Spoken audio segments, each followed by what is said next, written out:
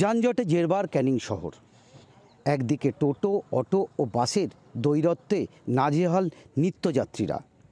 আর সেই সমস্যার সমাধান করার জন্য মুখ্যমন্ত্রী 11,76,00,000 টাকা দিয়ে একটি বাস টার্মিনাল উদ্বোধন করেছিলেন। তিনবার এই বাস টার্মিনাল উদ্বোধন হলেও এখনও কিন্তু সেখানে বাসের দেখা নেই বা টোটো অটোর দেখা নেই। আমরা চাইছি যে খুব তাড়াতাড়ি নতুন বাস টার্মিনালটা চালু হোক। চালু হলে আমাদের ক্যানিংয়ের যে যানজটটা আছে তাদের থেকে আমরা মুক্ত পাবো।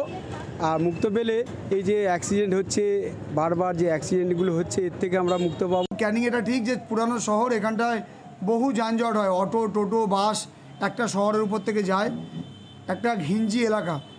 আমরা তাই সেটাকে মাথায় রেখে মাননীয় মুখ্যমন্ত্রী মমতা বন্দ্যোপাধ্যায়ের কাছে আবেদন করে প্রায় 11,76,00,000 টাকার ক্যানিং একটা নতুন বাস টার্মিনাস করেছি। সেই বাস টার্মিনাস প্রায় শেষের পথে মুখ্যমন্ত্রী ওপেনিং করেছে।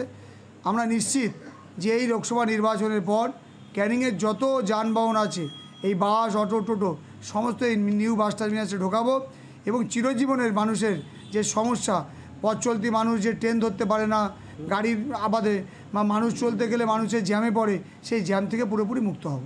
একটাই কথা বলবো, আমাদের বাস টার্মিনালটা যদি আমাদের খুব তাড়াতাড়ি শুরু হয়ে যায়, এই যানজট থাকবে না। এই যানজট মাননীয় মুখ্যমন্ত্রী যেটা আমাদের বাস টার্মিনাল উদ্বোধন করেছিলেন, সেটা খুব তাড়াতাড়ি যদি আমাদের সম্পূর্ণ হয়, এই যানজট খুবই কমে যাবে। প্রতিদিন যখন ওই আমাদের স্কুলে আসতে দেরি হয়ে যায়, ট্রেন ঢোকে, পুরো প্যাসেঞ্জার ভর্তি হয়, এইটুকু জাম কাটাতেই আধ ঘন্টা 15 মিনিট সময় লেগে যায় এক্সট্রা। মানুষ আশায় বুক বাঁধছে যে খুব শীঘ্রই হয়তো এই সমস্যার থেকে মুক্তি পাবে।